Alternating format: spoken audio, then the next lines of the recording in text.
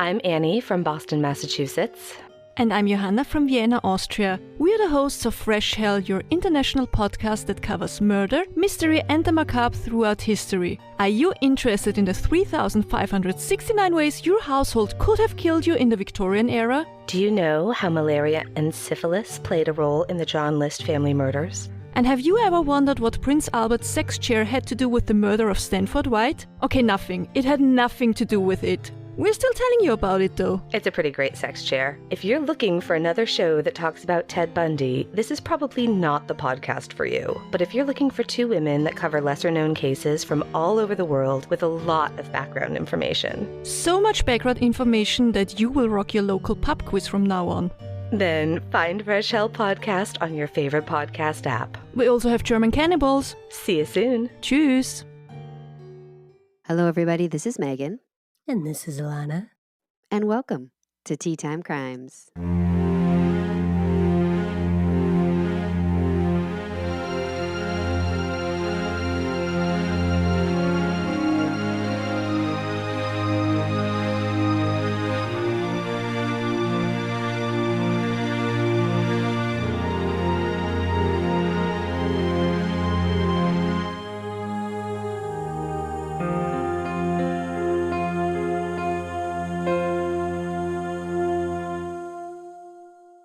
You're smooth as silk this morning. Watch out, here I come.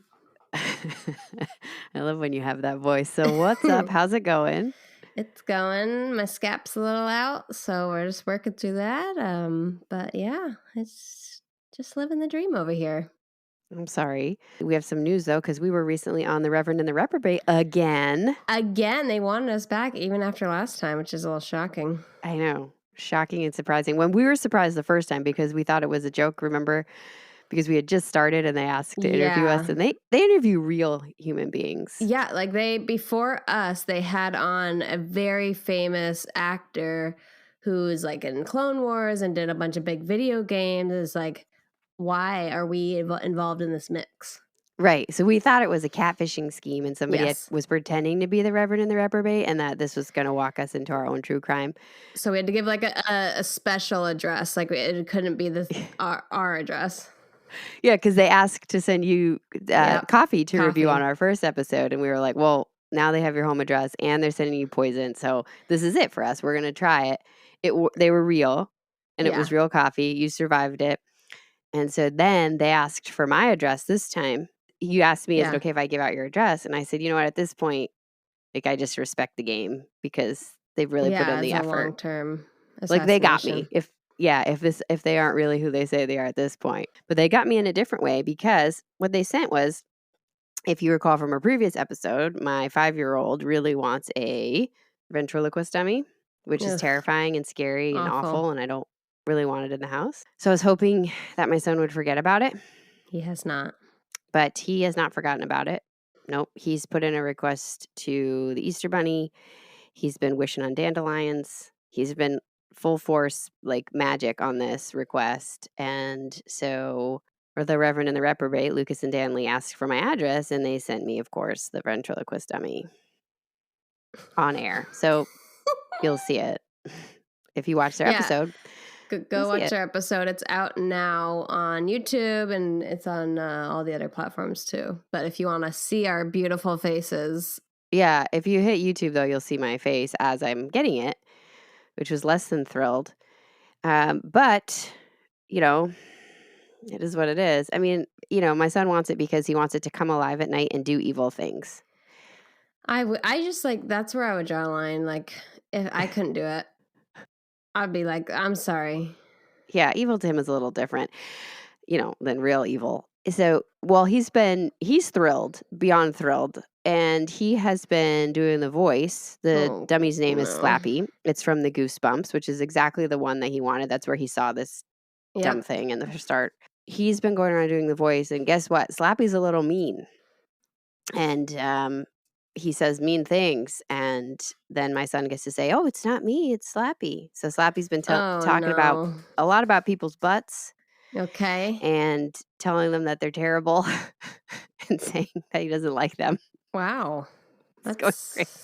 Interesting. Yeah, it's going great. It's super annoying, but I will say that my son's reaction was pretty amazing. So I'm going to try. I mean, this is tech, so bear with me. I'm going to try to play you his reaction. Yeah, good luck. Okay, you know what? Maybe have some confidence in me. Hey, Mommy, I wish forever Trigger's dummy on the dandelion. It's probably not gonna come, right?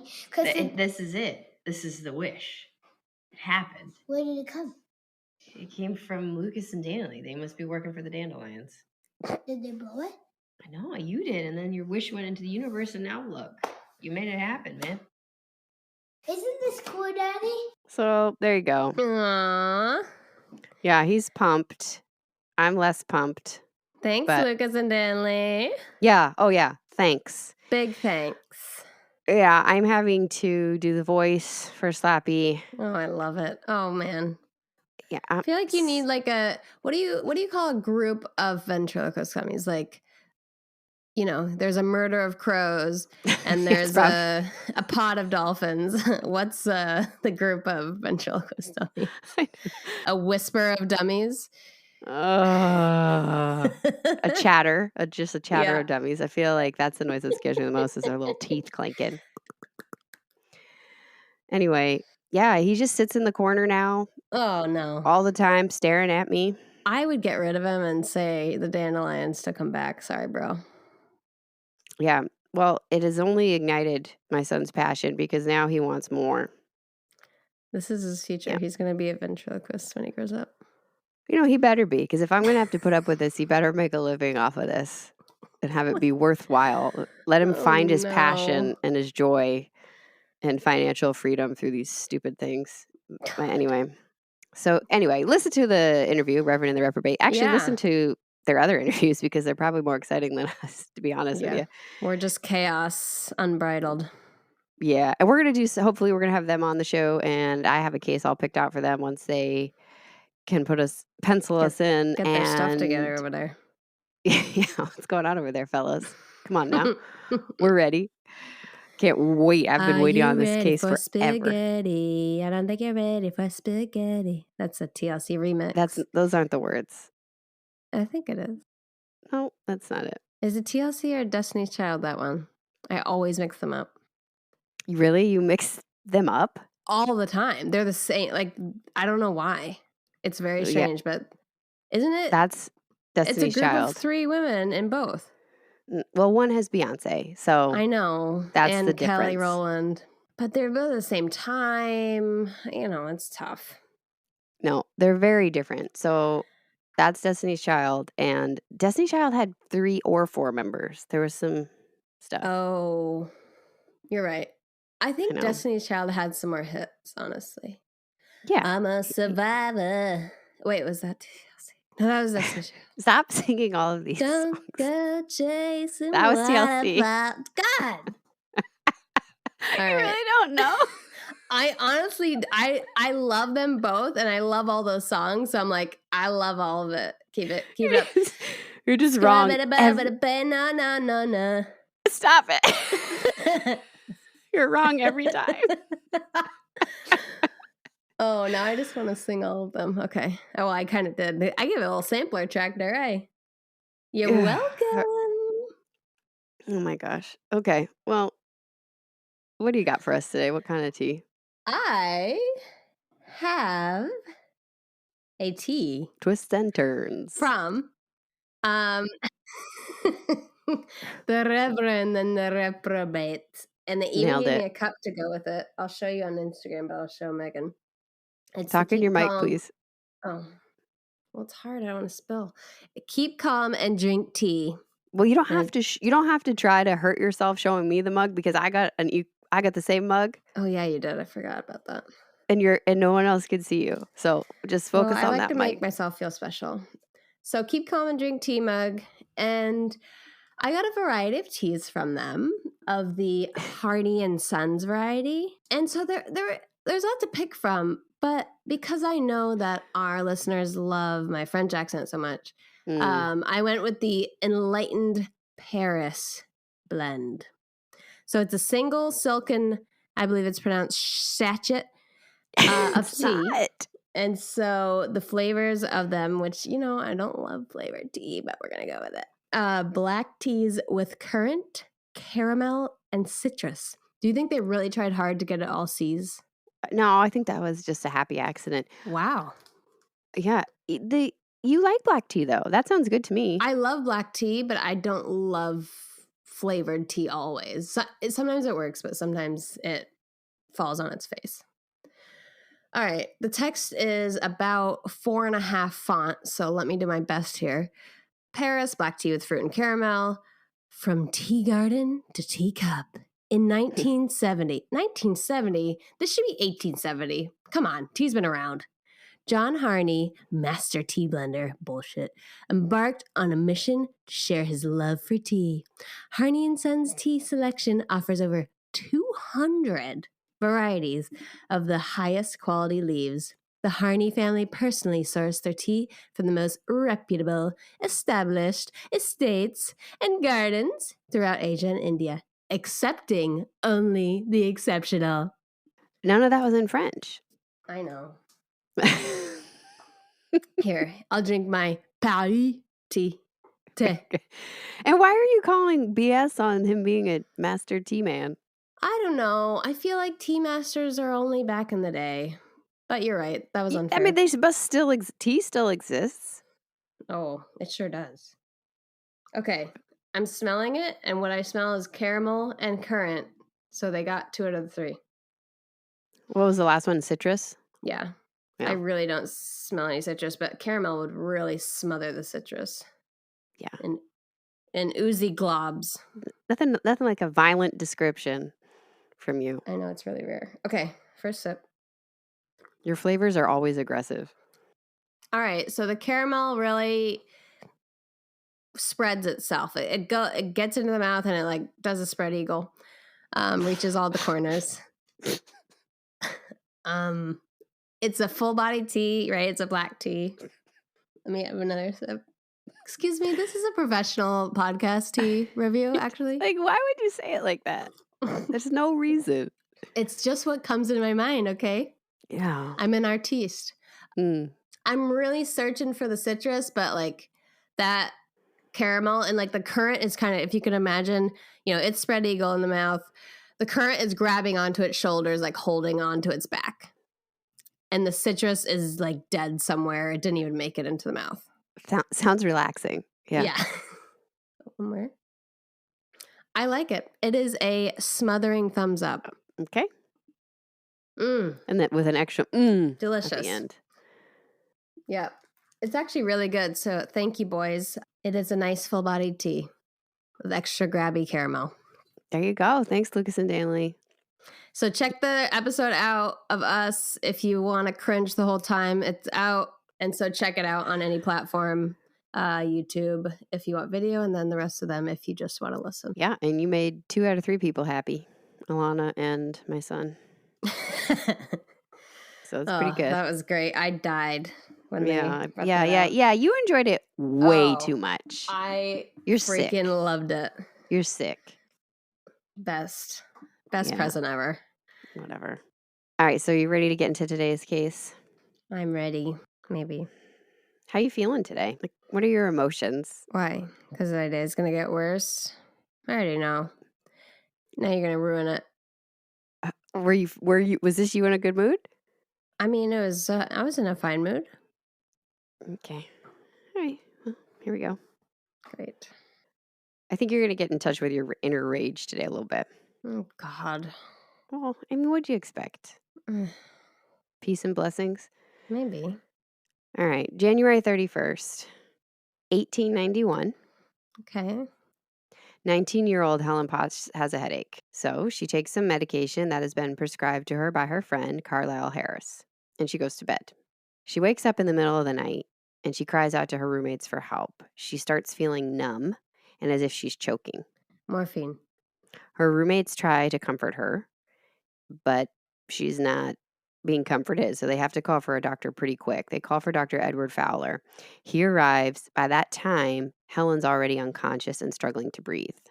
The doctor immediately assesses what you just did without even viewing the patient, that she's having a morphine overdose.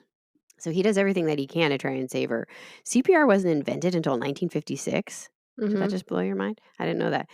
But they would raise their arms over their head and push them down. I don't think that really did much, but he was trying that. What do you mean push them down? Like bring them down. Like a lever, I'm assuming. Whoa. Yeah. Anyway, he's also trying to discover what it is so he knows what to do. So he finds the pill box. It says that it's quinine and morphine, and it's prescribed by Carlyle Harris, just like I said. So he calls for Harris to see if, that's one avenue he's going to explore, to see if there's anything in the pills that he's maybe not considering.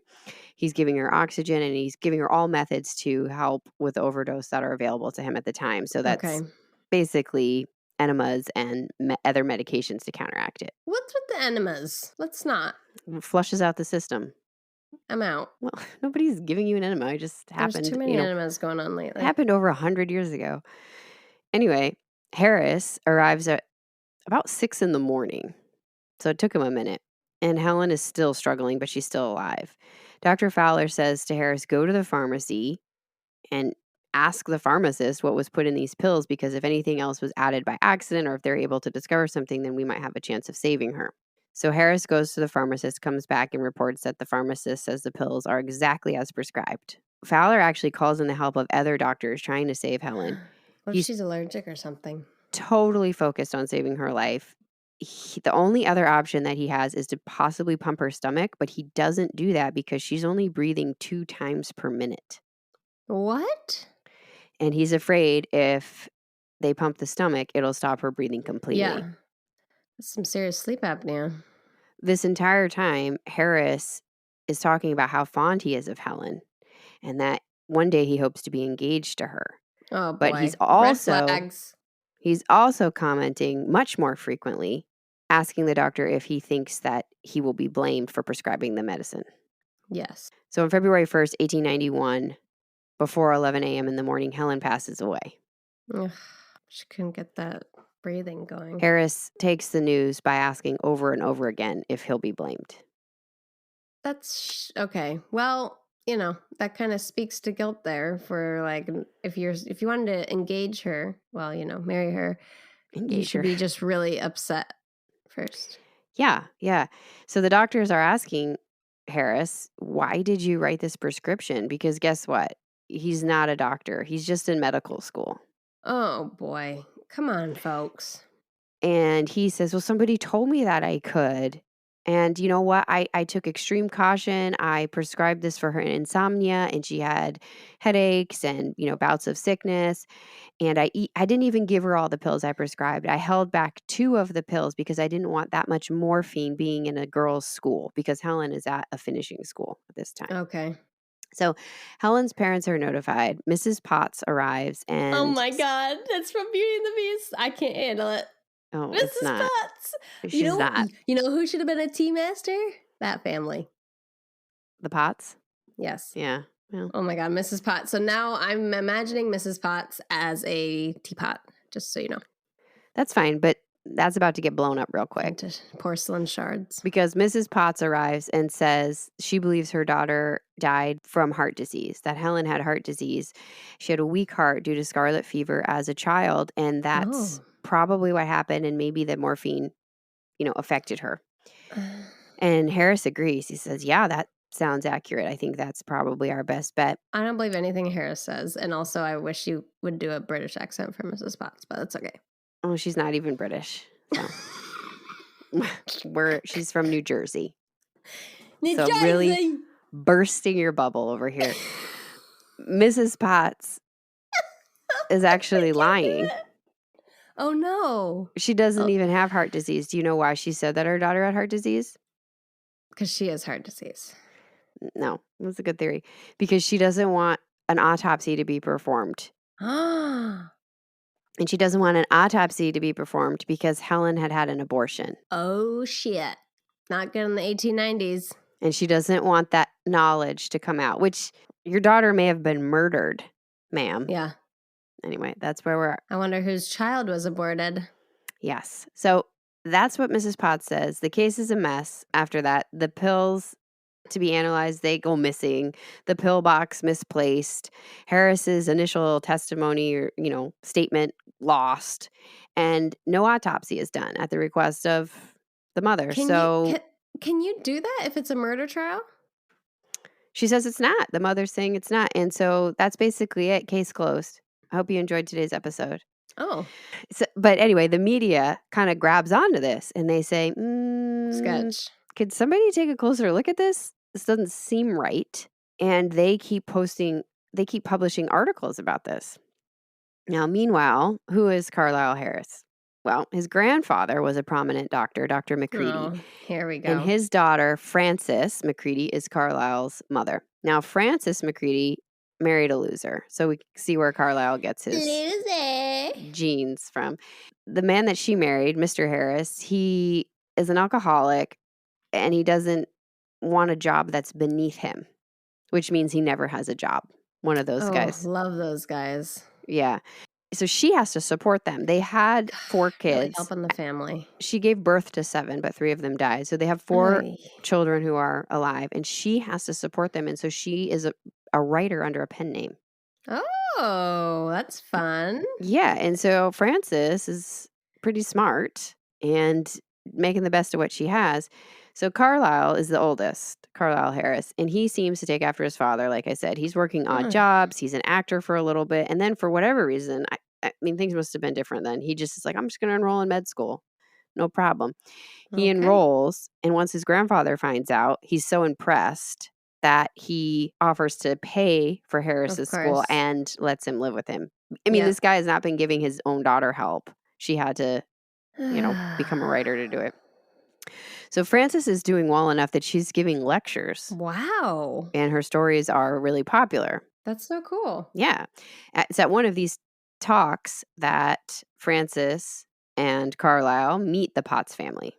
Now, apparently Helen is beautiful. That's all Harris really cares about. The two become friends. Harris is 20 at the time.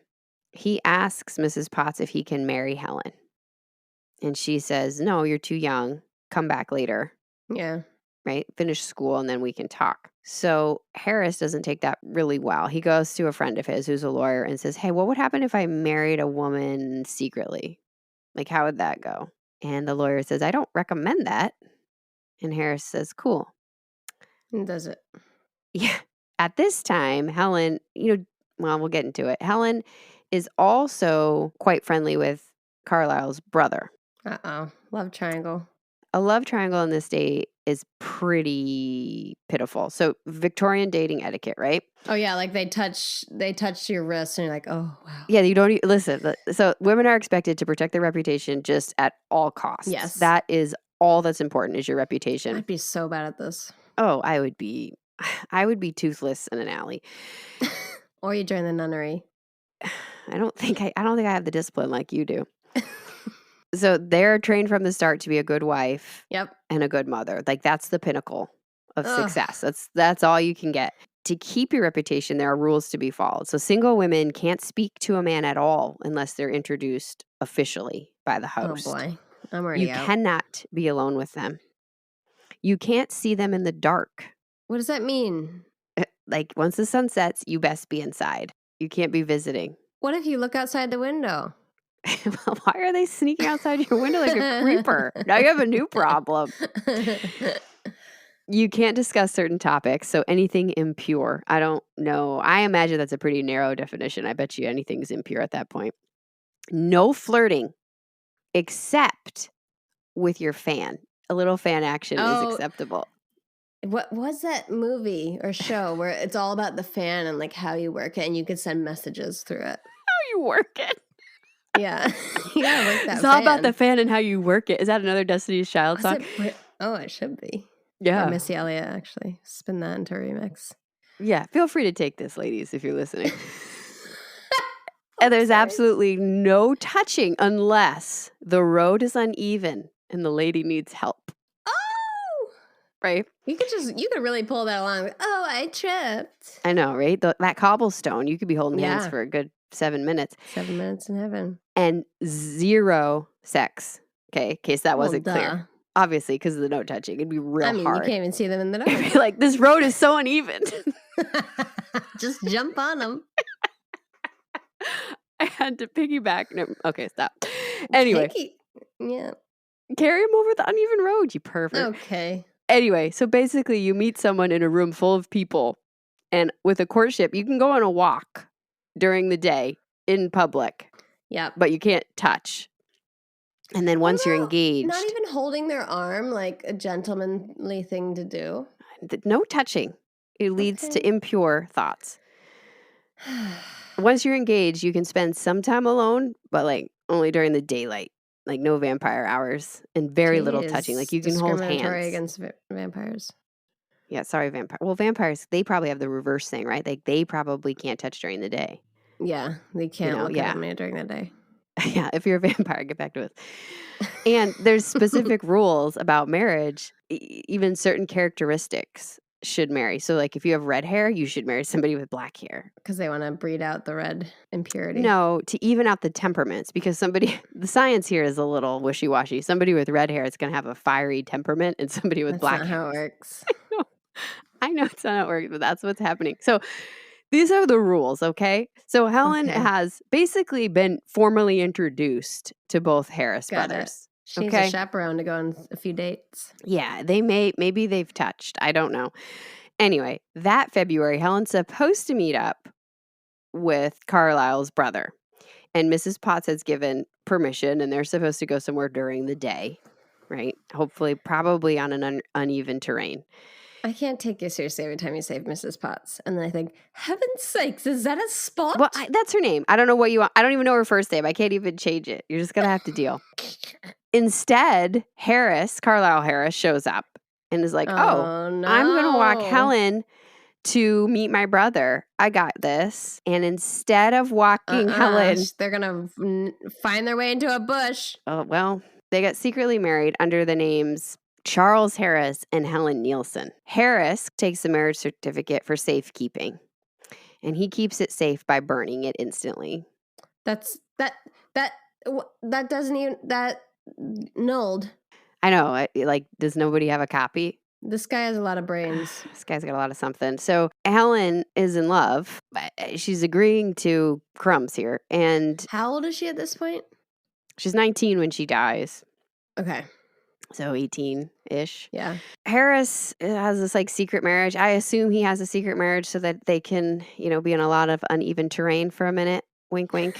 Right? I assume that's the only way Helen's agreeing to some, after dark.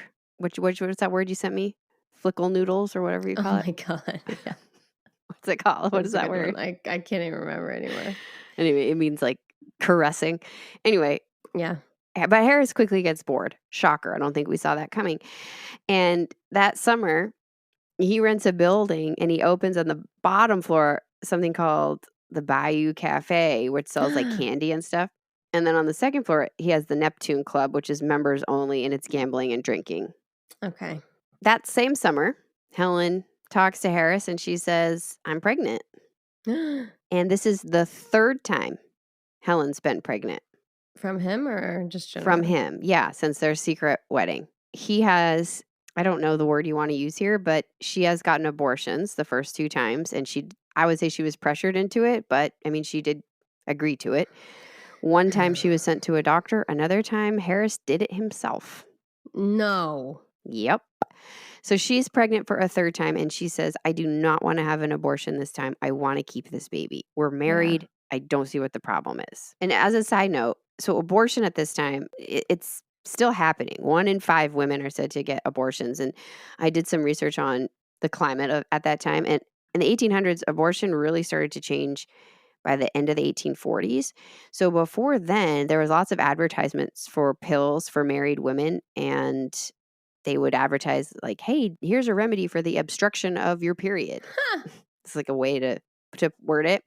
And there were herbal remedies and tonics. And there were also women just like Outlander. There were also women who would have shops. Other women would go to get birth control, to talk about birth control, to get abortions if needed, like to talk basically like, I guess, the Planned Parenthoods of the 1800s. Yeah.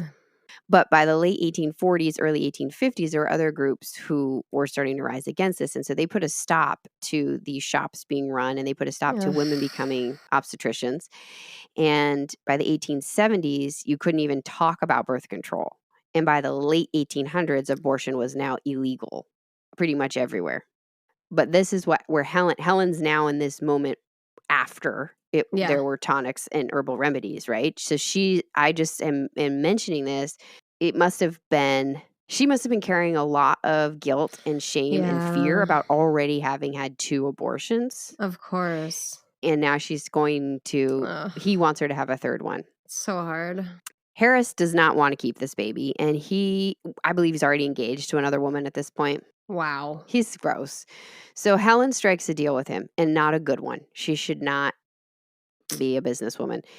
She says she will agree to an abortion if he admits to one person that they're married.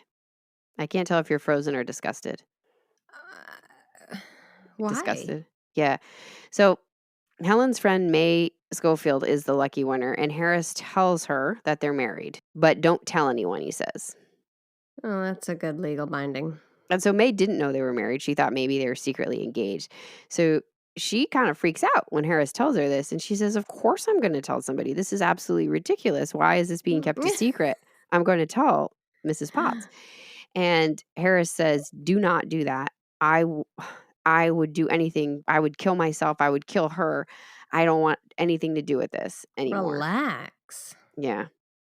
So after he tells May, then Helen agrees to the abortion, which Harris again does himself.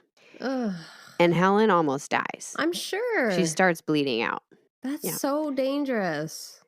Harris sends her back to school, and Helen becomes so sick that Mrs. Potts sends her to Dr. Treverton, who is actually Helen's uncle. And upon examination, Dr. Treverton discovers that Helen's still pregnant.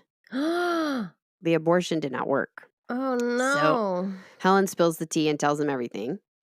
Helen ends up going into labor. And so she has to be kept on morphine constantly to control the intense pain. But how far along? Is it just like a little? Yeah, she's not very far along. So the other thing about the abortions that's interesting, miscarriage. because it's kind of similar to the same, argument people have today. All of the tonics and herbal remedies that were advertised in the early 1800s were all done before the quickening, which means before the baby moves. Oh, interesting. Right? Like that was kind of the accepted. Got it. And so I believe that it's early on. But Okay. anyway, so Dr. Treverton's absolutely, he's upset. He's disgusted. Yeah. He writes to Harris and basically says, you suck. Good. He says, exclamation point, underlined. Yeah, he says, do you have any concern for Helen's well-being? No. Do you have any concerns for her reputation? And what No. about the money that in medical bills? Are you going to pay for this? And he basically says, get your ass down here and figure this out. This is your responsibility. Good. And Good one uncle. source said that Dr. Treverton signed it, I mean business, which I hope is true. Yes. That's like how I want to sign I love that. all my work emails going forward. Oh my God. I'm going to do that in one email that I could get away with. I mean this business, period. Anyway, Helen also sends a telegram begging Harris to come before she's in this morphine coma. Yeah. Helen labors for days Oh, no. before giving birth to a stillborn baby. Yeah, it's just a little thing. And so Harris shows up that weekend. He comes with his own medical instruments and is like, hey, Dr. Treverton, you want me to assist? And Dr. Treverton says, no. Kick him right in the stomach. I'm a doctor. You're not. Have a seat, son. Right? So Harris, while this is going on, like while she's laboring, right? He comes while she's still laboring. Harris decides to go sightseeing. I hate this guy. What? Yeah, he goes sightseeing because Dr. Treverton doesn't live in the same city. So he decides to go take in the sights. He goes with another. Hold her hand while she's really struggling. I don't think that's the kind of man we're dealing with. So Harris goes sightseeing with some other dude that's around, I guess. And while they're out, he's telling this gentleman just how experienced he is with women in general. Uh-huh. Ugh. And by experienced, he means date rape, because what he's doing is he's slipping alcohol into their drinks, into their soda, so they don't know that they're consuming it. And then when they're so drunk, he says he just rolls them over onto the floor. That's fucking disgusting. Yeah. And Fuck he this said guy. only 2 have ever said no. And he was able to deal with that by secretly marrying them. No, this guy needs to die in a bad way, or just So he's done suffer this through his whole before. life. He's done this before, and Helen Yep. was one of the two that said no. Yep. So the poor guy who's, sightseeing hate with this people. stranger is like, who the heck is this guy? Right. He says, how are you married to two different women? And Harris says, oh, it's easy. The first one got pregnant. So I snuck her into a hospital and made her get an abortion. And then she wanted nothing to do with me. That's what he tells this guy. So they go back to where Helen is. Dr. Treverton confronts Harris. Good Lord. After Helen actually delivers the baby, because she delivers it while he's out, taken in the city. Yeah. And he's just absolutely dumbfounded that Harris would think it was okay to perform the abortion himself. One, because he's a medical student. Exactly. And two, because doctors, as a general freaking rule, don't do procedures on their wives, their husbands, their fiancés, whatever. Ooh. So Harris is like, nah, it's cool, man. I've been with a lot of women. Yeah, And I'm sure you have. one of my other wives delivered a baby, no problem. So he's telling Dr. Treverton that his first secret wife actually had the baby. So I don't know what's true or not. Oh, boy. And he says, listen, once a girl gets pregnant, I stick with them until it's over. Like, I'm here. I don't see what your problem is. Like, I'm doing everything I need to do. That's Harris's, yeah. Ugh. And then he goes back out to do some more sightseeing. How do people get like this? I just don't understand. It's like they're like foreign species. I don't know. I mean, even like the lack of empathy. Right. Because even if you're putting this under the context of a different time period and there's different expectations, right? And different expectations for men and women. Like noble people who will do it by duty, if not love. Yeah, exactly. Like Dr. Treverton is also a man in this time. And he's like, what is wrong with you? He just loves his niece, though. What is wrong with you, sir? It's just like one of my coworkers' theories, like 20% of people in the world are actually sociopaths. So maybe this person is in that bucket. Dr. Treverton, after this, is, not impressed. Yeah, really. And he talks to Helen's mother and he says, listen, we need to do something. This is absolutely unbelievable. And he wants to get Harris expelled and to report him to stop this man from being a doctor. Death by 1,000 cuts. That's what Dr. Treverton wants to do. But Mrs. Potts, who's finding this all out for the first time in this moment, that her daughter is married and that her daughter's had an abortion, I don't believe she knows about the other two. Oops. Says there's only one way to fix this, and that's for Helen and Harris to have a public wedding ceremony with the minister. Oh my God, no. And it's all about the reputation. You know what? Mrs. Potts, go back into your cupboard. Yeah. Mrs. Potts. Later that summer, Harris is actually arrested because the Neptune Club gets busted. And he, of course, acts like he has no idea. I'm like, dude, it's your club. I hate him. He needs to go in a bad way. So still, even though this is happening, still Mrs. Potts thinks, you know what? Marriage is the only way out of this for Helen. A lifetime with this loser is the only thing that will save her reputation. Great mom. So Mrs. Potts, Helen, and Carlyle Harris meet up to have lunch and talk about things. That must have been awkward. Flip a table, Helen, and throw your drinks at both of them. She's just not there. So he starts off by saying, again, I didn't know that it was a gambling establishment. It's just a mistake. Somebody asked me for a few dollars, right? And then he says, listen, I'm happy to get remarried. We are married. It's legal. I'm happy to get a divorce or to be remarried. Whatever you want to do, let's just get a divorce. No problem. And Mrs. Potts says, no, that's basically you're prostituting my daughter. That's not what I want. So Harris is like, okay, well, we'll get married.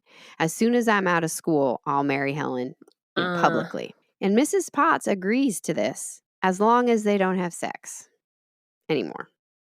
Are they going to monitor them? I mean, Helen should know better at this point. I mean, yeah, that's what I'm saying. There's Helen. So Harris signs an affidavit saying that, yes, we are married. And Mrs. Potts keeps it for safekeeping so it doesn't find its way into a bonfire. And then this is what Harris says as they're leaving, okay? And by the way, maybe you could send Helen to finishing school so that, she'll be up to my standards when I graduate. And you know what your standards are? Go live in a gutter. Can you get Dr. Treverton off my butt because I need to finish school? No. Mm-hmm. And he says, listen, we really should wait to get married simply because I've got this pesky little arrest standing over me, and that might reflect badly on Helen. Yeah. Okay. We believe everything you say. This is the deal Mrs. Potts strikes, okay? So she agrees to it. And Mr. Potts. Well, I could see where Helen gets her business sense. Yeah, we see where Helen gets her negotiation skills. Mr. Potts exists, by the way, but he's always on the road traveling. He has no idea of any of this. Oh my God. Mrs. Potts is keeping it a secret. The scandal. In December, Helen starts finishing school, Comstock School, which is basically learning manners and how to entertain your husband. That's essentially the curriculum. Bro. No. Can you imagine how bad I would be at that? We would suck at that so much. Oh my Lord. It would be I think terrible. I'd be good at carrying the book on my head, though. I think I'd excel in book carrying. Oh, do I have a flat head? I just have good balance, you know? I think I could excel there. But in terms of the spoons and the forks, I'd be like, nah, I'm hungry. I'd be like, feed yourself. Yeah, and entertaining, I'd be like, I'm a out. little bit of an introvert. Maybe you could talk amongst yourselves. Bye. It wouldn't go. I would be in trouble. Anyway, so Mrs. Potts and Harris stay in touch, writing about this situation that's unfolding. I don't like that they're on the same side. That's gross. It's just it's just crazy in this time period. I mean, not all moms are like this, but you read about it where they care about the reputation over happiness, health, and love. Yes. It's just sick. So eventually Mrs. Potts gets sick of waiting and she says, listen, we need to do this. I can't wait anymore. We need to have a wedding in front of a minister. Let's do it on February 8th because that's your anniversary. That's when the secret wedding took place. So let's do it on February 8th, 1891, and then we'll all be done with this. And Harris says, fine. Okay, we'll do that. On January 20th, Harris writes Helen a quick prescription. Yep. Because this prescription included morphine, the pharmacist had an assistant watch over him to ensure that he did it correctly, which is standard practice. He wanted to make sure because morphine's, so powerful. On January 21st, Harris gives Helen 4 pills. He tells her to take one before bed each night, and then he goes and gallivants doing whatever he's doing. Helen doesn't listen. Yep. Probably the only time in her life she hasn't listened. No, she just doesn't really take the pill. She takes one in the morning and it makes her sick and she doesn't like it, so she doesn't take the pill. And yeah, it makes you really nauseous. Yeah, and shit. she doesn't want to keep taking them. Then her mother comes for a visit and Helen says, these are the pills that Carlyle prescribed for me and I don't like them. I think I'm just going to throw the last one out the window. And Mrs. Potts says, you probably should take them. And that's the last time she sees her daughter. What is with her? Yeah, good job there, Mrs. Potts. So on January 31st, Helen takes the last pill, and she's dead by February 1st. But I want an autopsy because I don't understand. Was it laced with arsenic? What's happening? Well, here's the thing. So after this happens, Harris is only concerned about being in trouble. So he goes to one of his professors, Dr. Peabody, and he says, listen, here's what happened. And Dr. Peabody says, you're an idiot. Why are you prescribing medication? You should not be prescribing medication as a student. And he said, but if that's truly what you prescribed, then she should have been fine. It shouldn't have been a problem with your prescription. Right. So Mrs. Potts, when she finds out that Helen has died, right, she's saying it's heart disease, but she actually believes that maybe Helen had another abortion. That's what she's afraid of. And Harris says, no, she didn't have another abortion, but that the pharmacist messed up the pills. That's what he tells her. And then he starts crying, asking if he can have that affidavit back saying they were married. Wow. Yeah. Wow. This guy. So on February 4th, Helen's funeral happens. Poor Mr. Potts is really playing catch up. Oh, man. He arrives. He's absolutely devastated. Oh. He is so grief-stricken that he believes he sees Helen move. And he refuses to bury her. He hires 24-hour guards to watch his daughter. No, I would quit as that position. You would never be hired. As a guard of a dead body. So never. I mean, what he saw was not true because Helen had already been to the funeral home. So she'd already been embalmed. What's the state of refrigeration in 1890 is what It's not going to be up to your standards. By February 7th, poor Mr. Potts realizes that, he was just... Bro, she's rotting. Okay, she's not rotting. I can't go there. After a few days. I don't think you understand decomposition. It's fine. Are you kidding me? She was me? fine. You see roadkill after She's 2 been days. embalmed. She's That been baby is- preserved. She's already been Oh, embalmed. okay. Cool it. She's on the side of a road. Well, So February 7th, Mr. Potts agrees to let her be buried. Harris does not attend the funeral. Now, Okay, Mrs. good. Potts, her only concern is she does not want any scandal ruining her daughter's reputation. Ma'am. So she does not want a murder trial. Wants Harris just to leave town and put this behind her. But Harris gets a job at Charity Hospital. As soon as he graduates, he's to be the house surgeon. Oh, boy. He really should not be a doctor. Yeah. And she goes to Dr. Peabody, his professor, right? And she says, we should just, it wasn't morphine poisoning. We should just forget about this. And Dr. Peabody's like, actually, I feel the opposite. And I believe that Harris should be Good. expelled and not be a doctor. And I'm going to talk about it a little bit. Good. And so the newspapers, like I said, they start putting some fire under the Yep. story. Harris, when he's confronted, he says how bad this has been for him because he's had to mourn in private, in secret, the poor thing. I'm out. And he thinks that Helen probably took them all at once and had a bad reaction. Oh. And then he goes right to the DA to sweet talk him out of pressing charges. Yep. Unfortunately for Harris, the DA takes one look at Harris and here's what he has to say and then goes, oh, in his head, like internally. He goes, oh, you're a piece of shit. Now I'm going to press charges. Like he instantly gets a read on Yes. Harris that is like, this wasn't an accident. Oh my God, I didn't realize how No. disgusting you are. So on March 25th, 1891, they exhume the body. Backfire. They need to prove that she's been poisoned by morphine, that Harris did it, Yeah. and that Harris had motive. The brain shows signs of morphine poisoning, okay? Mhm. And there's morphine in the body, but no quinine, which was what was supposed to be in the tablets. So that's alarming. Oh. They estimate that a fatal dose of morphine was given, and they believe that at this time, these are the capsules that you can just pull apart. They believe that Harris filled one of the pills with only morphine, a lethal dose, and then mixed it in with the others. And so he didn't know when she was going to take it. Sick. And it ended up being the last pill. That's what they believe.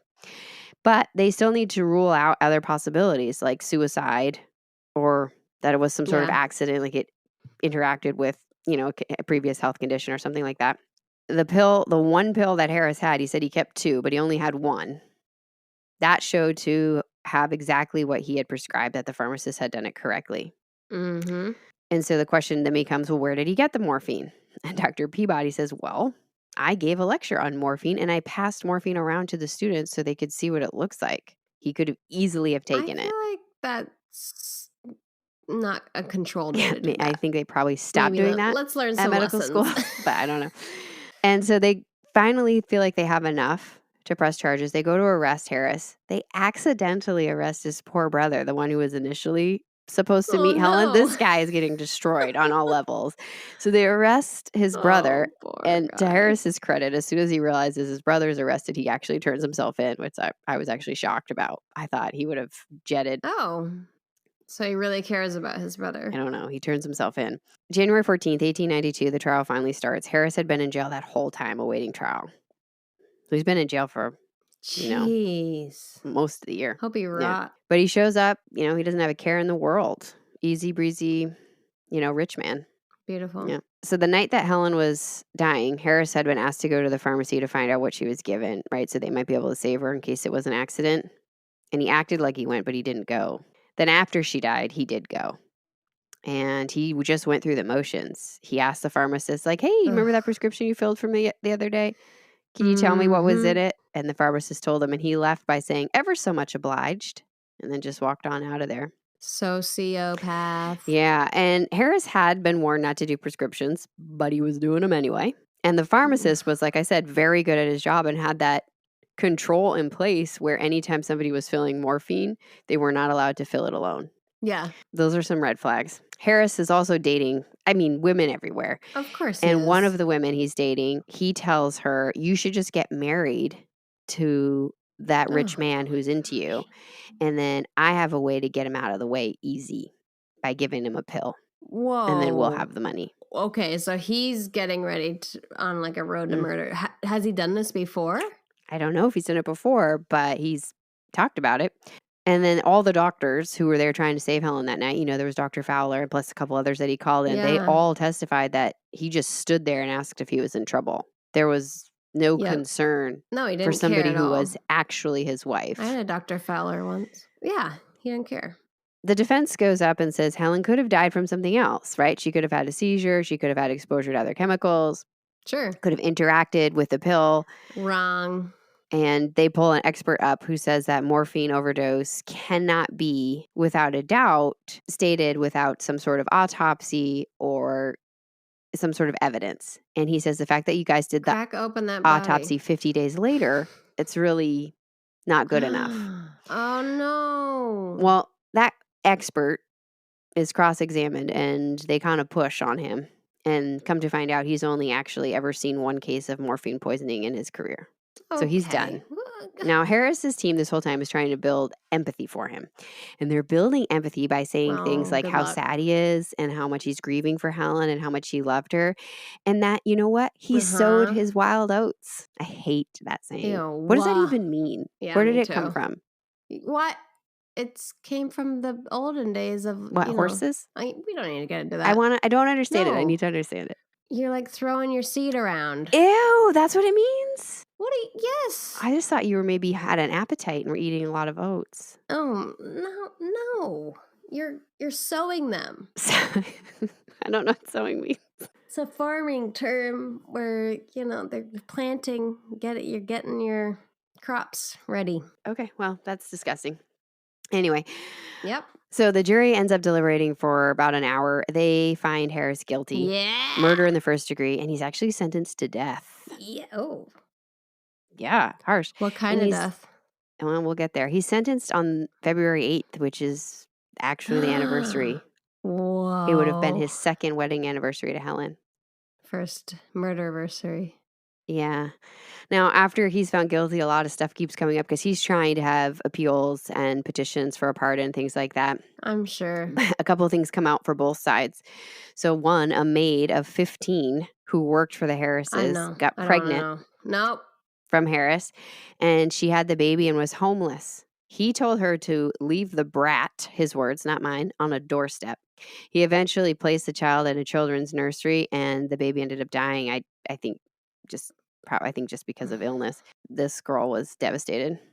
Yo, this guy needs to go. Mm-hmm. On the other side, though, for Harris, a man named Peterson came out later and said Helen was actually a morphine addict, that she used morphine first for her complexion and then continued to use it, and that she was addicted to it. And the defense had all these affidavits from former classmates and things saying Helen had mentioned morphine on more than one occasion, that they'd seen her buy it or whatever.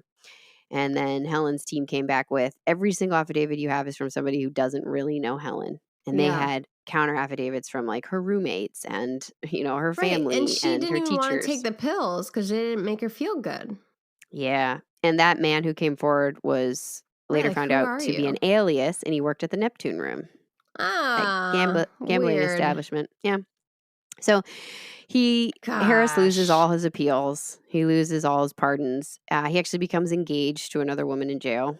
I don't know. I don't know. Those oats guts to be sowed, I guess. Anyway, but his death sentence remains. And on May 8th, 1893, at the age of 23, Harris is put to death by electrocution. Now, the electric chair had just come to Sing Sing in 1891, and it was tested on 4 male prisoners. It didn't go great. So they had made some modifications. It was gruesome. I won't get into it. Remember, this is the dentist guy. Yeah, well, one of those the episodes. chair at Sing Sing was called Old Sparky because it had some issues. What the fuck? And 614 people would be executed by the electric chair at Sing Sing before it was no longer used. In 1891, so he's just a few years later. He's not far down the line before those first few that were executed by the electric chair. And the papers are interested, though, in this execution for a couple reasons. Because, one, this is really the first person to be executed since the electric chair got there where there's a little bit of doubt. Because even though Harris is not a nice guy, there's really not a ton of evidence. It's all circumstantial, really. And so people aren't 100% sure that he did it. And also, he is a man of, quote, refinement and intelligence. Bleh. Except he's not. He's Yeah. just in name is he a noble. But he is taken out of the regular prison and he's in cell 3 of the death house. And the electric chair is in its own building. The day of his execution, he gets up. He has prepared a statement for the press and for his family that he hands in. He eats breakfast. The death warrant is read to him. He gets a visit from the chaplain. He gets a visit from the doctor, which I feel like that's unnecessary. Yeah. And he refuses any drugs, but he does ask for 2 oranges. What? Then he's shaved and dressed. They test the electric chair. The witnesses are seated, mostly Ew. doctors and reporters. Harris is walked to the electric chair and he asks for permission to speak. And he says, I have no further reservation to make. I desire to say that I am absolutely innocent. Yeah, right. And his mother does not attend the execution, but she's staying at a hotel where she can see the flag that is raised, signaling that an execution has been completed. Got it. Yeah, I probably wouldn't want to go to that either. And so she's just waiting, looking out the window until the flag is raised. And by 12:40, Harris is declared dead. Whoa. Well, he got what was coming, I guess. A couple of things. Yeah. I mean, I think he did it. I think he was a really mean man, but I don't know that he would have been found guilty today. And I don't know that he should have been sentenced to death. There really isn't a ton of evidence. He would have been found guilty with all the date rape. So I don't. Well, that didn't come up in the trial. That's not coming up. I know, but I'm just saying, like, he is very guilty of many bad. That's what I'm saying. Yeah, things. he's definitely guilty, but I don't know. They didn't really have anything on him other than he secretly married her and then prescribed the pills, but they couldn't prove that he did it. But I think people were just so, I don't know, that reputation was really at risk. Well, I mean, what do you think? I mean, I think he did. I mean, I don't know if there is more than circumstantial, but like he gave her the pills. Mm-hmm. So, I mean, I don't know. I think he did it, and I'm not going to lose any sleep over that one. Yeah. Well, you can get morphine in other ways, I think was and they also, like, were they 100% sure it was morphine poisoning? Those are the questions because they didn't do an autopsy right away. So stupid. And so then that leads me to my second point that makes what's so sad about this case for me is that I don't really know anything about Helen.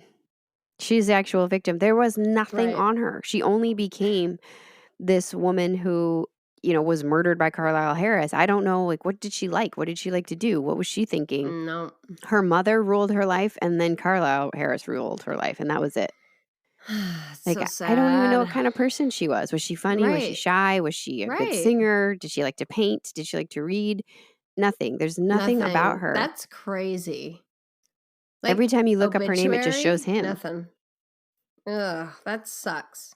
And it shows you just how strong that societal pressure is. And there's stuff that we're doing today in the same way, like, oh, we don't want people to find out our deep, dark secrets. Like, if Mrs. Potts had agreed to an autopsy right from the beginning, you would have had a very different case and a different understanding. Mm-hmm. Just sad that you don't have a legacy. Like, it's all populated by other people. Yeah. And ladies, don't agree to a secret marriage. Secret lovers. Yeah. Like, shout it from the rooftops is the only way to go. Yeah. I mean, I'm trying to think what did Romeo and Juliet do? Have a secret marriage? That didn't end that well either. Yeah, and that ended up perfect. Yeah, follow that blueprint. There was poison in that one too. Poison and knives. How could you stab yourself in the heart? That's got to be tough. You're getting off track. Yep.